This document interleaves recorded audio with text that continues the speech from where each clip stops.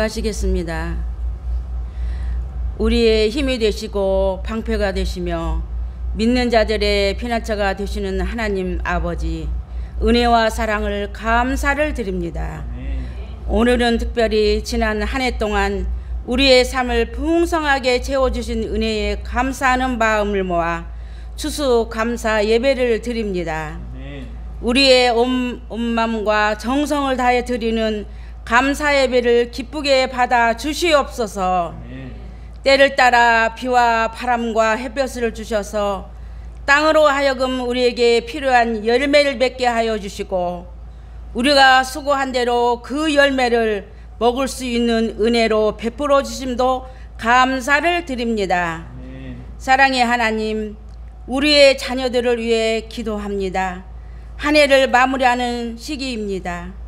우리들의 자녀들 한 해를 잘 마무리할 수 있도록 지혜를 주시옵소서. 공부하고 있는 자녀들에게는 지혜를 부어주시고 취업을 준비하고 있는 자들에게는 그 앞길을 열어주셔서 좋은 곳으로 인도하여 주시옵소서. 또한 결혼을 위해 기도하는 우리 자녀들도 있습니다. 우리는 우리 그 자녀들을 책임질 수 없음을 고백합니다. 우리들의 자녀들을 보살펴 주시옵소서. 그리고 만남의 축복, 물질의 축복, 건강의 축복도 허락하여 주시옵소서. 사랑의 하나님, 아름다운 사랑의 공동체 우리 성악교회를 지금까지 지켜주심을 감사를 드립니다. 너희는 빛과 소금이라 하신 주님의 말씀을 항상 기억하고 빛과 소금의 역할을 다하는 열매를 다하기 위하여 이웃과 나라와 민족과 열방을 위해 깨어 기도하는 우리 성악교회가 되게 하여 주시옵소서. 이 시간 간절히 기도합니다. 저희 교회에 주의 일꾼을 중직자를 세우려고 합니다. 온 성도 모두 함께 합심 기도하여 하나님이 세우신 일꾼이 나올 수 있도록 기도하게 하옵소서. 이 시간 말씀을 선포하시는 우리 목사님을 위해 기도합니다. 우리 목사님께 영육간의 강건함을 더하여 주시고 말씀을 선포하실 때 성령의 두루마기를 입혀주셔서 우리 모두 주의 음성을 듣는 시간이 되게 하여 주시옵소서. 이 모든 말씀 살아계신 예수 그리스도 이름으로 간절히 기도하옵나이다. 아멘.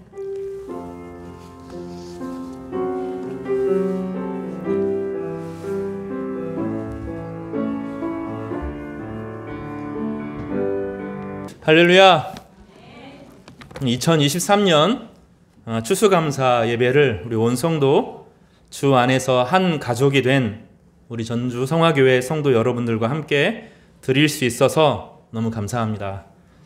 오늘 추수감사절을 맞이하여서 오늘 마태복음 26장에 예수 그리스도께서 성찬식을 거행하시면서 최초의 한 가족, 믿음 안에서 한 가족을 어떻게 탄생시켰는지를 살펴보려고 합니다. 그래서 오늘 말씀을 들을 때 언약의 피에 집중하여서 이 말씀을 좀 묵상하시면 좋겠습니다. 그러면서 우리 추수감사절의 유래에 대해서 먼저 살펴보고 이것이 어떻게 언약의 피와 연결되어지는지 우리의 감사의 삶과 어떻게 하나가 될 수 있는지를 살펴보도록 그렇게 하겠습니다. 추수감사절에 두 가지 유래가 있습니다. 하나는 이스라엘의 수장절의 전통입니다. 초막절이라고도 부르고 장막절이라고도 부르는 절기입니다. 수장절은 추수를 다 거두어 이제 추수한 것들을 보관한다. 안전하게 이제 보관할 수 있게 되었다라는 의미를 가집니다. 그리고 추수 후에 이들은 이 광야 생활을 끝내게 하셔서 땅에 정착하게 하시고 그 땅에서 농사를 짓게 하시고 안정적인 생활을 주시는 하나님께 감사를 드렸습니다. 이스라엘에 이 세 가지 절기가 있는데 그 세 가지에 대한 절기에 대한 설명이 출애굽기 23장 15절에서부터 16절에 나타납니다. 너는 무교병의 절기를 지키라. 내가 너에게 명령한 대로 아비월에 정한 때에 이래 동안 무교병을 먹을지니 이는 그 달에 내가 애굽에서 나왔음이라. 빈손으로 내 앞에 나오지 말지니라. 맥주절을 지키라. 첫 번째 이제 무교병 절기, 유월절 절기, 무교병 절기가 이제 같은 절기고요. 두 번째로는 봄 추수를 말하는 맥주절에 대한 이야기가 언급됩니다. 맥주절을 지키라. 이는 내가 수고하여 밭에 뿌린 것의 첫 열매를 거둠이니라. 이렇게 말합니다. 이 첫 열매라는 것 때문에 예수 그리스도께서 부활하시는 첫 열매가 되신 것을 기억하게 하고 우리도 하여금 마지막 열매, 우리도 함께 부활하여서 거룩한 몸을 가지고 살 것을 기대할 수 있도록 맥주절에 대한 메시지를 증거하도록 했습니다. 마지막 16절에 보면 수장절을 지키라. 이는 내가 수고하여 이룬 것을 연말에 밭에서부터 거두어 저장함이니라. 이렇게 마지막 가을 추수에 대해서 말씀하고 있습니다. 이 세 가지 절기는 저를 좀 보시겠습니까? 저를 보세요. 따라서 해보세요. 죄의 권세를 상징하던 이집트의 노예 생활을 청산하고 이스라엘 백성들이 하나님께서 주신 자유를 기념하는 절기들, 바로 이 세 가지 절기는 이 세 가지 의미를 갖는 것입니다. 이것은 하나님께서 놀라운 자유를 주셔서 하나님의 아들로, 하나님의 거룩한 백성으로, 하나님의 제사장 백성으로 새로 태어났음을 선포하는 것입니다. 그래서 죄의 노예로서 자기가 거둔 것을 다 이집트에게 뺏기는 것이 아니라 수고하고 노력한 것을 거두고 그것을 자기만 누리는 것이 아니라 온 하나님의 백성들과 나누는, 그리고 더 나아가서 고아와 과부들과 이방인들에게 선물하는 그런 절기입니다. 자신의 밭과 생활 터전에서 복의 근원으로 살게 되었다는 것을 선포하는 것입니다. 이것은 우리에게도 동일한데 우리도 다 죄의 노예였고 인생을 어떻게 살아가야 될지 모르는 두려운 사람이었습니다. 그런데 하나님께서 우리를 자유롭게 하실 뿐만 아니라 제사장으로서 불렀다는 거죠. 그래서 우리의 모든 생활은 광야 생활인데 노예가 제사장 되는 것, 죄인이 하나님의 아들로 변하는 과정을 겪는 것입니다. 이스라엘 백성들은 이 노예 생활을 벗어나기 위해서 광야 생활을 거쳤고 그 광야, 아무것도 없는 이 빈 땅에서 하나님을 새롭게 만났고 하나님의 거룩한 제사장으로 우뚝 세워지는 경험을 했던 것입니다. 여러분, 광야 생활을 하는 것이 쉬운 것이 아닙니다. 광야에는 비가 내리지 않습니다. 풀도 없고 물도 없습니다. 이스라엘과 이집트 사이의 이 남부 광야는 풀도 없고 물도 없고 먹을 것도 없고 미래에 대한 두려움으로 가득 차 있는 공간입니다. 그런데 이스라엘 백성들은 모세가 전해준 창세기 이야기를 들었습니다. 파라오가 신이 아니다. 다 우상에 불과하다. 눈에 보이지 않는 하나님이 계시면서 하나님의 형상으로 우리가 지음받았다 하는 것을 딱 믿고 다른 거 다 떨쳐버리고 이 이집트의 그 풍요한 비옥한 그러나 노예 생활을 하는 것에서 벗어나서 빈들로 나가게 됐던 것입니다. 그런데 말씀을 의지했더니 마른 광야에 샘물이 터졌습니다. 뜨거운 그 낮에 엄청난 햇볕을 막아주는 구름을 만났습니다. 밤의 추위를 이기게 하는 불기둥을 경험했습니다. 바로 이 과정을 통하여서 그들은 정말로 하나님이 살아계시다 하는 것을 체험하게 되었던 것입니다. 예전에 이제 저희 아버지께서 성기순례를 가면서 이집트의 광야를 잠깐 걸었던 이야기를 해주었습니다. 그 이집트 사람들, 이집트 광야에서 나올 때 얼마나 더웠을까. 그래서 버스에서 내려서 한번 동참해보겠다 하고 잠깐 걸었다는 거예요. 죽는 줄 알았답니다. 근데 그렇게 안 걸었어요. 이스라엘 백성들은, 저희 아버지가 착각하셨는데 이스라엘 백성들은 그런 광야를 겪은 게 아닙니다. 이스라엘 백성들이 나갈 때 구름 기둥이 낮에 그들을 덮어서 그늘을 걸었어요.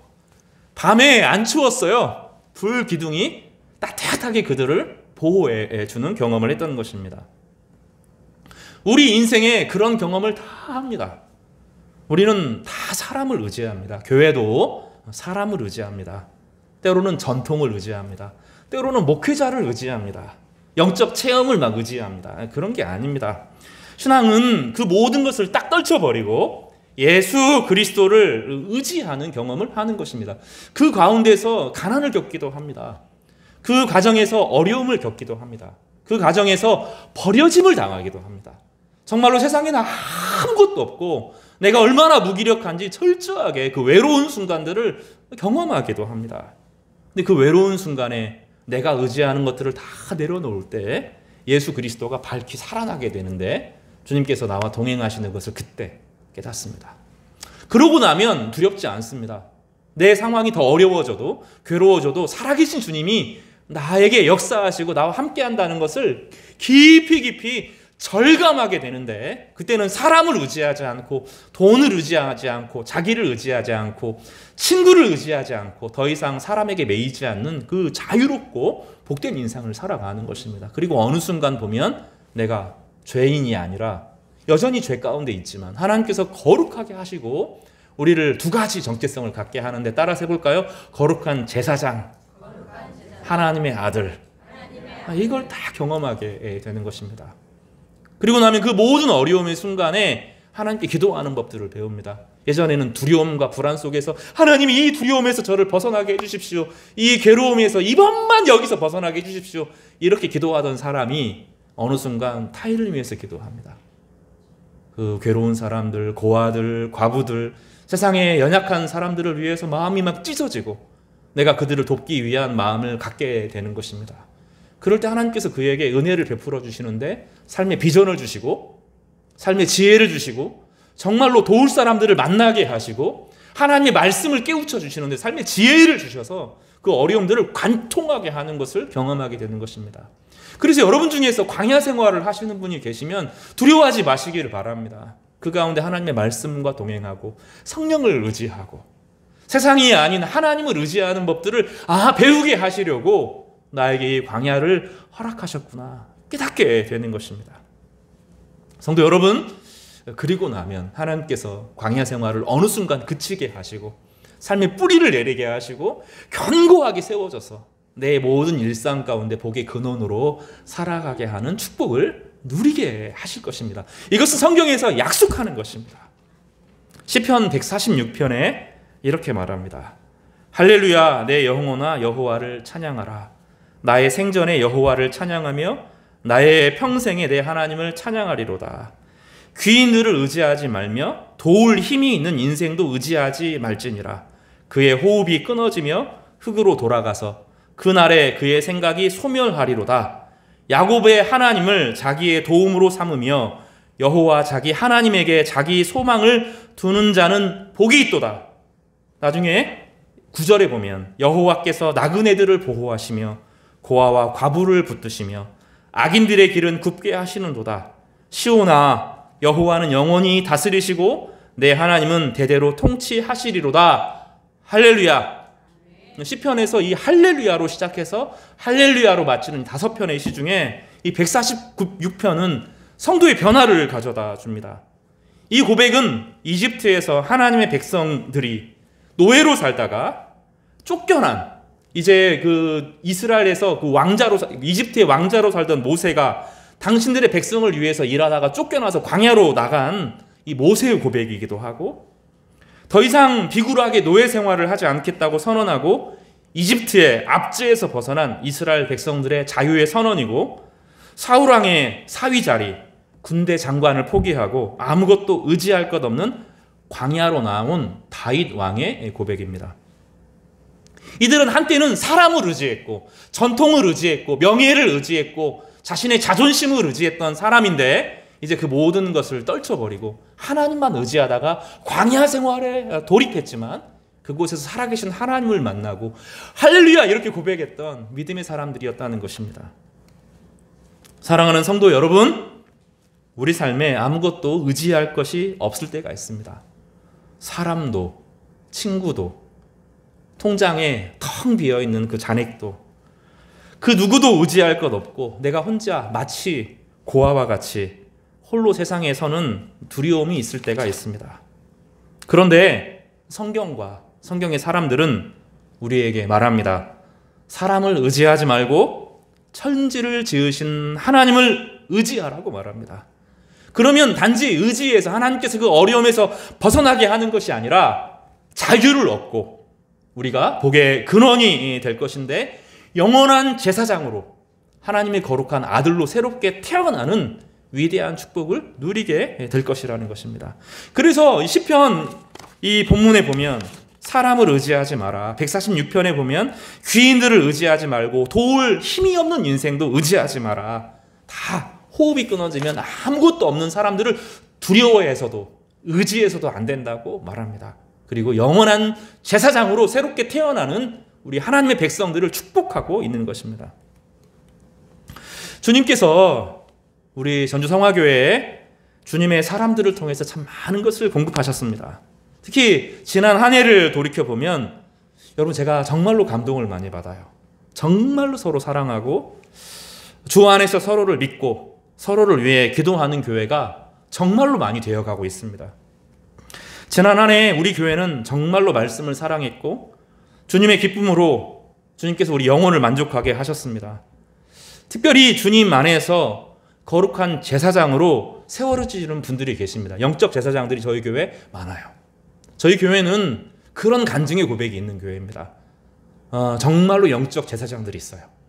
자신만을 위해 살아가는 것이 아니라 하나님의 영광을 누리고 기뻐하며 온 세상 모두가 하나님의 기쁨으로 동참하기를 바라는 그 간절함을 가진 눈물이 있는 영적 제사장들이 저희 교회는 분명히 있고 또 세워지고 있습니다. 또 복의 근원으로 세워지는 알곡과 같은 이들을 보면서 제가 얼마나 기뻐했는지 모릅니다. 제 얼굴이 많이 밝아졌다고 말하는 분들이 계셔요. 좀 그런가요? 그 이유를 제가 가만히 보면서 왜 그럴까? 저는 선지자적인 설교를 좋아하고 막 호통치는 거 좋아하고 저도 꽤 무서운 사람이라 막 무섭게 하는 거 좋아하는데 어느 순간 그 두려움이 그 진노가 제 안에서 다 사라졌어요. 성도들을 보면 감격합니다. 기뻐할 수 있습니다. 그 이유를 가만히 생각해 보았습니다. 그것은 온 성도님들이 더 이상 사람을 두려워하지 않고 하나님의 자유를 누리고 있기 때문입니다. 그리고 정말로 사랑해요. 저주신앙이 떠나고 율법주의가 떠나고 나니까 저희 교회에 사랑으로 막 채워지는데 얼마나 서로를 사랑하고 서로를 위해서 기도하고 그 한 사람 한 사람이 믿음 안에서 복된 인생을 살기를 원하는 얼마나 간절함이 있는지 제가 막 절감합니다. 오늘 시편 146편의 고백처럼 우리의 삶이 할렐루야의 고백으로 시작하고 할렐루야로 마치는 그런 귀한 신앙의 고백이 넘쳐나기를 주님의 이름으로 축복합니다.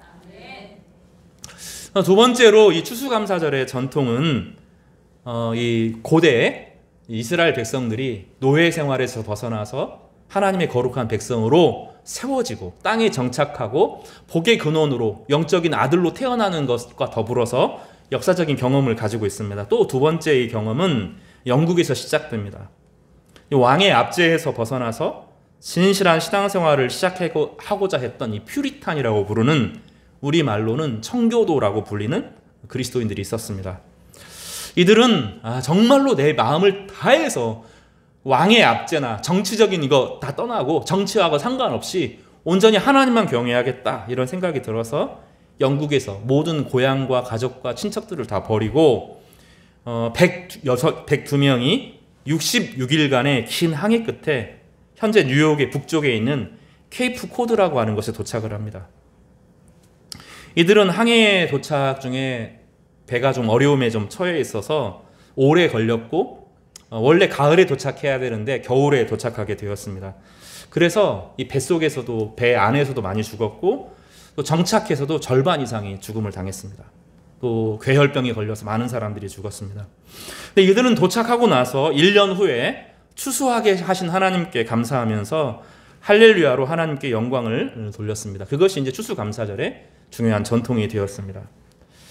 온전한 신앙을 위해서 여정을 시작한 사람들입니다.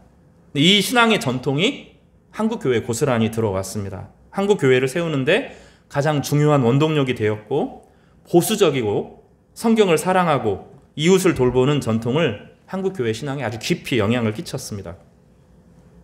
이 청교도 한번 따라서 해볼까요? 청교도. 이제 퓨리탄이라는 말은 순수하다 그런 뜻입니다. 그런데 이 순수하다란 말은 조롱이 섞인 말입니다. 자기들이 청교도라고 부른 게 아니라 사람들이 아이고 지들만 신앙생활 한다고 저 율법주의자들이 이렇게 불렀던 말이 청교도라는 말입니다. 너무 율법적이다. 사실은 너무 하나님 말씀대로 살아보려고 하는 것 때문에 사람들이 그들을 율법주의자 이렇게 오해하면서 불렀습니다. 좀 잘못된 오해입니다. 청교도는 특별히 2000년 기독교 역사상 정말로 그렇게 말하는데 죄에 대해서 가장 탁월한 이해를 가진 사람들이었습니다. 청교도의 가장 위대한 작가 존 오웬이라고 하는 사람이 있는데 죄 죽이기라는 그 정말로 명작, 죄에 대해서 아마 2000년 기독교 역사 중에서 가장 탁월한 책이 죄 죽이기라는 책입니다. 칭의, 성화에 대한 교리의 완성이기도 합니다. 그래서 신앙생활을 할 때 좀 읽어보시면 좋습니다. 근데 이 청교도에 대한 가장 큰 오해는 죄에 대한 전문가라고 하는 오해입니다. 그게 아니고요. 이 사람들은 죄에 대한 전문가가 아니라 따라서 해볼까요? 그리스도의 영광. 다시요. 그리스도의 영광. 그들은 그리스도의 영광을 절감한 사람들이었어요. 여러분, 어둠이 깜깜할 때 빛을 하나 딱 비면 모든 어둠은 순식간에 사라져요. 빛의 속도로 사라집니다. 빛이 비치면 아무리 깜깜해도 빛이 딱 비치면 확 사라지고 맙니다. 빛의 속도로 어둠은 물러가죠. 어둠이 아무리 강해도 빛이 비추이면 어둠은 눈 깜짝할 사이에 물러갑니다. 존 오웬의 가장 위대한 명전은 죄 죽이기가 아니라 그리스도의 영광이라는 책입니다.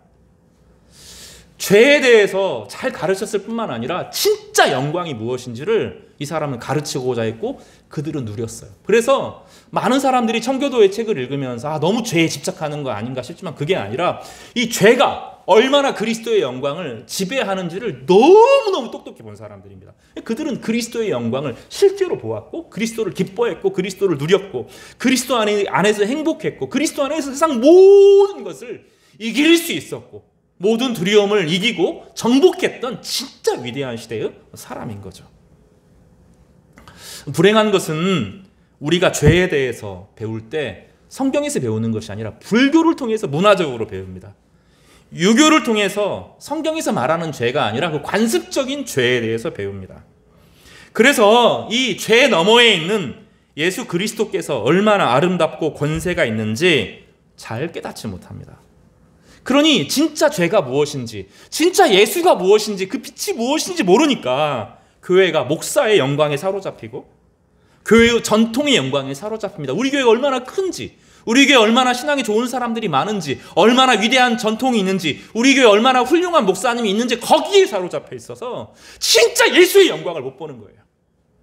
예수님께서 온 우주의 창조자이시고 모든 생명의 근원 가운데 역사하고 모든 아름다운 것을 주실 뿐만 아니라 그 엄청난 인간의 죄악과 두려움에도 불구하고 희망을 주시고 다시 이겨내게 하시는데 교회뿐만 아니라 세상 모든 곳에 하나님의 영광, 예수 그리스도의 영광이 얼마나 찬란한 것을 우리의 죄가 보지 못하는 거예요.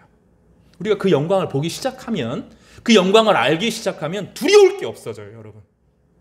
예수님이 어떠한 분인지 알기 시작하면 세상의 죽음도, 권세도, 두려움도, 그 어떠한 것도 나를 이기지 못한다는 것을 알아요. 예수님께서 생명의 근원이시고 모든 사탄의 권세와 죄악의 권세와 절망과 두려움을 어떻게 이기시는지를 깨닫지 못하기 때문에 우리가 절망하고 사람의 영광에, 전통에, 돈에 여기에 다 사로잡혀 있는 우상 숭배자가 되는 것입니다. 그래서 이들은 너무 가슴이 아팠어요. 이 청교도인들은 너무너무 가슴이 아팠어요. 사람들이 죄에 사로잡히고 사람에 사로잡히고 왕에 사로잡혀 있고 돈에 사로잡혀 있고 모든 우상에 사로잡혀 있는 것이면 가슴이 찢어지는 거예요. 그래서 그들은 죄를 정확히 분석하고 죄를 가르칠 뿐만 아니라 그리스도의 영광에 대해서 설교하기를 원했던 것입니다. 사도 바울은 에베소서 1장 17절에서부터 23절까지 이렇게 말합니다. 우리 주 예수 그리스도의 하나님 영광의 아버지께서 지혜와 계시의 영을 너희에게 주사 하나님을 알게 하시고, 근데 그 하나님은 어떻게 드러나요? 예수님을 통해서만 드러납니다. 너희 마음 눈을 밝히사 그의 부르심의 소망이 무엇이며 성도 안에서 그 기업의 영광의 풍성함이 무엇이며 그의 힘의 위력으로 역사하심을 따라 믿는 우리에게 베푸신 능력이 지극히 크심이 어떠한 것을 너희로 알게 하시기를 원하노라. 예수의 능력이, 하나님의 능력이 예수를 통해서 그리스도 안에서 역사하사 죽은 자들 가운데서 다시 살리시고 하늘에서 자기의 오른편에 앉히사 모든 통치와 권세와 능력과 주권과 이 세상뿐 아니라 오는 세상에 일컫는 모든 이름 위에 뛰어나게 하시고 만물을 그 발 아래에 복종하게 하시고 그를 만물 위에 교회의 머리로 삼으셨느니라. 교회는 그의 몸이니 만물 안에서 만물을 충만하게 하시는 이의 충만함이니라. 예수님께서 온 세상 모든 것의 시작이시고 그 모든 것에 이 아름다움을 주시고 모든 아름다움은 예수님을 통해서 비롯되고 우리를 하나님의 자녀가 되게 하시고 모든 죄를 우리를 위해서 짊어지셨고 우리를 위해서 십자가에서 죽으셨고 부활하셨고 우리를 부활에 이르게 하는 첫 열매가 되시고 예수 안에 있는 모든 사람들에게 그 부활의 능력을 오늘 베풀어 주셔서 어떠한 어려움도 이기게 하시고 관통하게 하시는 엄청난 힘을 주신다는 거예요. 저는 이 본문이 막 가슴 저미게 다가옵니다. 예수님은 부활이고 능력이십니다. 예수님은 빛이십니다. 주님을 우리 가운데 마음에 두는 사람들은 절망이 있고 때로는 괴로워도 다 이겨낸다는 거예요. 어떠한 어려움도 이길 수 있는 그 강력한 힘이 예수님 안에 주어진다는 것입니다. 그래서 이들은 그리스도의 영광을 즐거워했습니다. 예수님을 알면, 그리스도를 알면 그의 몸인 교회의 가치를 비로소 깨닫습니다. 그래서 교회를 함부로 대하지 못해요. 내가 주님의 몸된 교회의 한 지체임이 그렇게 영광스럽습니다. 성도들이 교회를 사랑하는 것은 침묵하고 좋은 사람들이 있어서가 아닙니다. 온 우주의 근원이신 예수께서 지금 우리의 머리가 되심을 아는 것입니다. 그리스도의 머리됨을 붙들면 교회가 사람의 영광에서 벗어나 진정한 가치를 되찾습니다. 이것을 우리는 부흥이라고 부릅니다. 부흥은 숫자가 늘어나는 것이 아닙니다. 교회의 진정한 부흥은 온 교회가, 온 성도들 한 사람 한 사람이 그리스도를 알고 그리스도를 배우고 그리스도를 기뻐하는 것입니다. 시편 37편 4절에서 6절까지 이렇게 말합니다. 여호와를 기뻐하라. 그가 내 마음의 소원을 내게 이루어 주시리로다. 내 길을 여호와께 맡기라. 그를 의지하면 그가 이루시고 내 의를 빛같이 나타내시며 내 공의를 정오의 빛같이 하시리로다. 다른 것을 기뻐하는 것이 아니라 예수님을 기뻐하는 거예요. 예수님을 즐거워하는 거예요. 예수님께서 창조의 근원이시고 구원의 근원이시고 우리의 희망의 근원이시고 모든 어둠을 이기게 하시는 빛 근원 자체이심을 믿는 것입니다. 그래서 그리스도를 기뻐할 때 어떤 일이 벌어집니까? 하나님께서 우리 가운데 비전을 주시고 하나님께서 우리 가운데 정말로 해야 될 인생의 소원을 주시고 그것을 이루게 하시는 엄청난 능력을 베풀어 주시는 거예요. 하나님을 기뻐할 때, 예수 안에 있는 하나님을 기뻐할 때 하나님께서 우리 가운데 엄청난 감격과 능력을 베풀어 주시는 것입니다. 여기 기뻐하라 따라서 해볼까요? 기뻐하라. 다시 기뻐하라. 기뻐하라. 기뻐하라라고 하는 성경의 본문은 따라서 해볼까요? 샤마흐. 흐를 이렇게 해야 돼요. 샤마흐. 이 감정 상태를 말하는 게 아닙니다. 하나님이 주시는 힘을 말하는 거예요. 하나님이 주시는 힘. 기뻐하는 것은 그 모든 절망과 어둠을 막 뚫고 일어나는 그런 힘을 말합니다. 여러분, 겨울에 모든 생명이 죽어 있는 것처럼 보이잖아요. 근데 땅에서 씨가 뿌려지면 뚫고 나와요. 뚫고 나와요. 이게 기뻐하는 거예요. 이 매화 같은 걸 보면 겨울에 그 추운 그 시절에 꽃을 막 팍 피워요. 그냥 요렇게 피는 게 아니라 팍 피어납니다. 기뻐하는 거예요. 하나님께서 예수 그리스도를 즐거워하는 사람들에게 막 이 피어나게 한다는 거예요. 예수님을 즐거워하는 사람들에게 마음의 소원을 주시는데 마음의 비전을 주신다는 거예요. 내 인생을 이렇게 한번 살아봐야 되겠다. 이렇게 비굴하게 죄에 지고 중독이 지는 인생이 아니라 절망해지는 것이 아니라 사람이 흔들리는 인생이 아니라 막 기뻐하고 피어나는 인생을 살아가겠다는 마음의 엄청난 소원이 우리 가운데 부어진다는 것입니다. 따라서 볼까요? 샤마흐. 이렇게 하는 거예요. 샤마흐. 하나님께서 우리 가운데 엄청난 기쁨으로 채워주신다는 것입니다. 여호와를 기뻐할 때 우리 가운데 피어나는 인생을 살게 하실 것이다 하는 약속이 주어지는 것입니다. 성도 여러분, 두 가지 추수감사절의 의미를 살펴보았습니다. 어떤 절망에서도 하나님만 의지하겠다, 광야로 나아오면 하나님께서 반드시 우리를 제사장으로 삼아주시고 하나님의 아들 되게 합니다. 이 청교도들은 다른 것을 기뻐하는 것이 아니라 여호와를 즐거워하고 예수 그리스도를 즐거워하는 이 샤마흐의 기쁨에 빠졌습니다. 그러니 하나님께서 모든 절망과 어려움을 이기게 하시고 그들을 회복시키고 새롭게 하여 주셨던 것입니다. 이 추수감사절에 이 예배를 우리 가운데 드리기를 원합니다. 하나님만 즐거워하는, 하나님 안에서 위대한 소망을 누리시는 우리 귀한 성도님 되시기를 간절히 바랍니다. 오늘 예수님께서는 이것을 이렇게 해석하셨어요. 출애굽기 마태복음 오늘 읽었던 26장에 보면 이렇게 나옵니다. 26장 28절을 같이 읽어보겠습니다. 마태복음 26장 28절의 말씀입니다. 시작. 이것은 죄 사함을 얻게 하려고 많은 사람을 위하여 흘리는 바 나의 피 곧 언약의 피니라. 이 추수감사절의 이 감사의 전통은 자유에서부터, 죄의 권세에서부터 벗어난 자유에서부터 시작된다고 그랬습니다. 그래서 예수님께서는 이 감사절, 이 6월절의 전통을 다시 시작하시면서 다 첫 출발을 이야기하시면서 바로 이 본문을 가지고 우리 가운데 말씀하여 주십니다. 이 언약의 피라고 하는 것은 출애굽기 24장을 기초로 합니다. 출애굽기 24장에 보면 24장 4절에 이렇게 말하고 있어요. 모세가 여호와의 모든 말씀을 기록하고 이른 아침에 일어나 산 아래에 제단을 쌓고 이스라엘 12지파대로 12기둥을 세우고 이스라엘 자손의 청년들을 보내어 여호와께 소로 번제와 화목제를 드리게 하고 모세가 피를 가지고 반은 여러 양푼에 담고 반은 제단에 뿌리고 연약서를 가져다가 백성에게 낭독하여 듣게 하니 그들이 이르되 여호와의 모든 말씀을 우리가 준행하리이다. 8절입니다. 모세가 그 피를 가지고 백성에게 뿌리고, 절반을 백성에게 뿌리는 거예요. 그 절반을 어떻게 해요? 제단에 뿌립니다. 그러니까 한 양동이에 피를 담아서 하나님과 사이에서 절반은 하나님께 드리고 절반은 백성들에게 뿌리는 거죠. 그래서 한 피 안에서, 한 생명 안에서 연합되어지는데 하나님과 사람 사이가 더 이상 죄로 분열된 것이 아니라 화해와 화평을 누리는 것입니다. 그래서 이때 어떤 일이 벌어질까요? 모세와 아론과 나답과 아비후와 이스라엘 장로 70인이 올라가서 이스라엘 하나님을 마주합니다. 처음 있는 일이에요.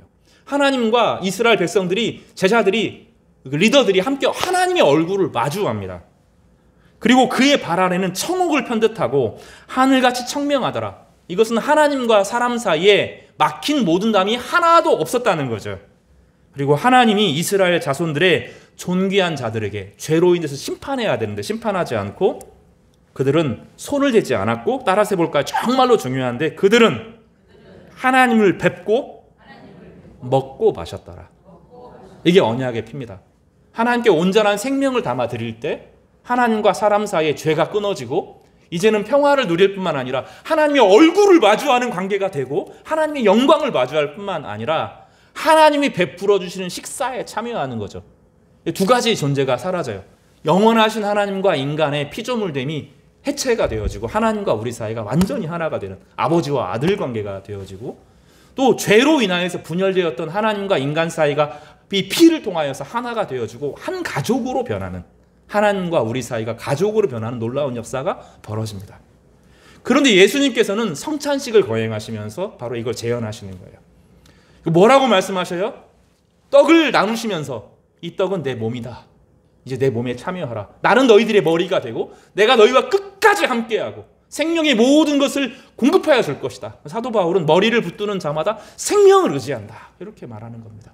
그리스도인이 다른 것을 의지 않고 오직 우리 머리 대신 그리스도를 의지할 때 모든 부분이 살아나기 시작합니다.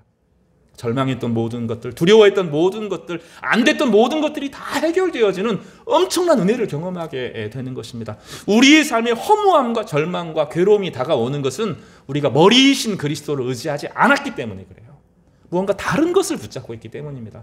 거기서 벗어나서 예수 그리스도의 머리 되심을 붙잡을 때 머리에서부터 모든 생명이 우리 가운데 흘러 들어온다는 거죠. 예수님께서는 그 다음에 뭐라고 말씀하셨어요? 우리 마태복음 26장의 28절에 이것은 죄 사함을 얻게 하려고 많은 사람을 위하여 흘리는 바 나의 피 곧 언약의 피니라.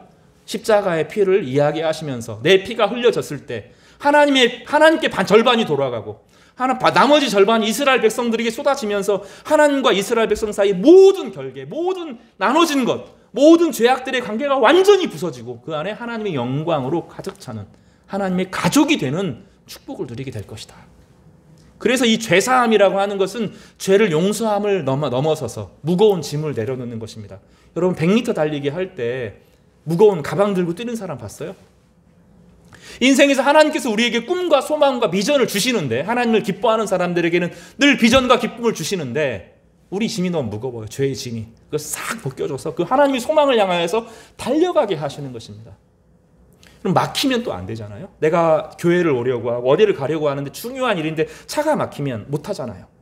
하나님께서 우리 가운데 엄청난 은혜를 공급하여 주셔서 새로운 소망으로, 새로운 성품으로 살게 하고자 하는데 막힌 게 너무 많은 거예요. 죄사함이라고 하는 것은 이 막힌 모든 담을 다 풀어주고 하나님으로부터 우리 가운데 모든 은혜가 직통으로 오게 하는, 성령을 통해서 하나님의 은혜가 우리 가운데 부어지도록 하는 역사를 이루는 것입니다. 그 결과 어떤 일이 벌어집니까? 이스라엘의 하나님을 마주하여 보고 하나님이 존귀한 자라고 칭함을 받고 하나님과 우리 사이에 진짜 평화가 오고 하나님의 위로와 소망이 부어지게 되는 역사를 허락하시는 것입니다. 그래서 사도 요한은 하나님이 세상을 이처럼 사랑하사 독생자를 주셨으니 이는 저를 믿는 자마다 멸망하지 않고 영생을 얻게 하려 하심이다, 이렇게 고백하는 거예요. 예수님께서는 그 어려운 순간에 제자들과 만나서서 자신을 죽이려고 하고, 심지어 제자들 중에서 자신을 배신하는 제자들이 나왔음에도 불구하고 최초의 식사, 성찬이라고 하는 최초의 성찬식을 베푸시고 성찬을 시작하시면서 하나님과 인간 사이에 완전한 평화가 올 것을 베푸셔 주신 것입니다. 오늘 저희가 추수감사절에 추수감사의 의미를 살피고 성찬식에 참여하는 것은 이제 더 이상 사람을 의지하지 않고 나를 두려워하는 모든 것에서부터 끊어지고 죄사함의 은혜를 통하여 하나님과 내가 영원히 하나 되는 위로와 소망을 누리고자 결심하는 것입니다. 하나님이 그 모든 자들에게 은혜를 베풀어 주시는데, 따라서 해볼까요? 모든 절망과 모든 두려움과 모든 방황을 그치고 샤마흐의 기쁨을 누리게 하신다. 여러분 샤마흐 생각할 때 딱 뭐 생각해야 된다고요? 꽃이 탁 피어나는 거, 힘이 탁 생기면서 그 절망을 이기고 추위를 뚫고 꽃이 피어나고 잎이 피어나고, 바로 그런 것처럼 우리 인생 가운데 하나님께서 피어나는 인생, 생명이 넘치는 인생을 허락하여 주실 것입니다. 이 은혜가 우리 모든 성도님들에게 임하기를 주님의 이름으로 간절히 축복합니다.